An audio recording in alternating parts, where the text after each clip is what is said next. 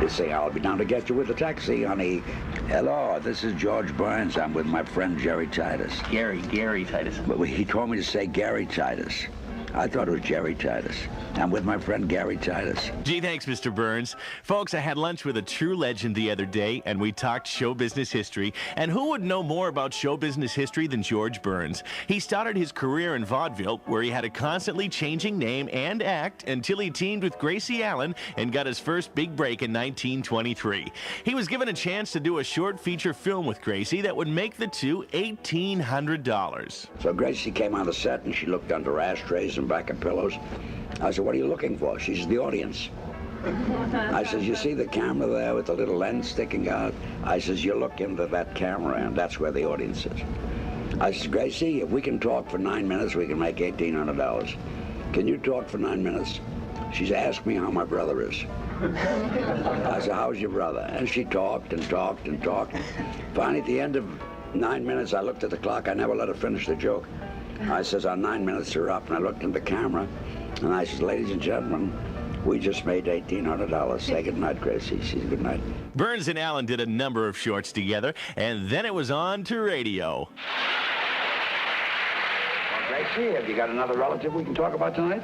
Well, my cousin's in the hospital with a broken leg. Oh, which one? Oh, I don't know. Whether it's the right or the left, he didn't say.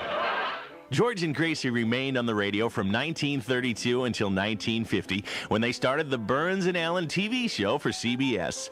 Gracie Allen died in 1964, and George Burns is truly grateful to have met her. Gracie was a dramatic Irish actress when I met her, you know, and Gracie was not a comedian, she was an actress. She played the part of this off-center girl, like Lynn Fontanne playing Dulcie. Gracie was a great actress who played the part of that girl. And Gracie had a big talent, and at that time I had a talent too, but it wasn't on the stage. My talent was off the stage. I could think of it, and Gracie was able to do it. That's what made us a good combination. I was very lucky to meet Gracie.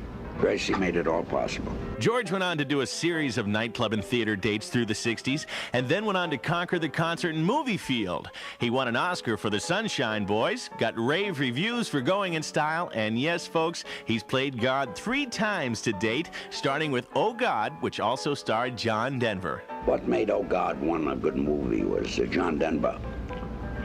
John Denver's a very nice man, and if God really wanted a nice man to come down and help, he'd come down for John Denver.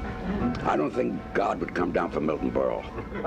Well, thanks, Mr. Burns. That concludes our history lesson for today. I'm Gary Titus for Radio New England. Let's see. Say goodnight. Good night, everybody.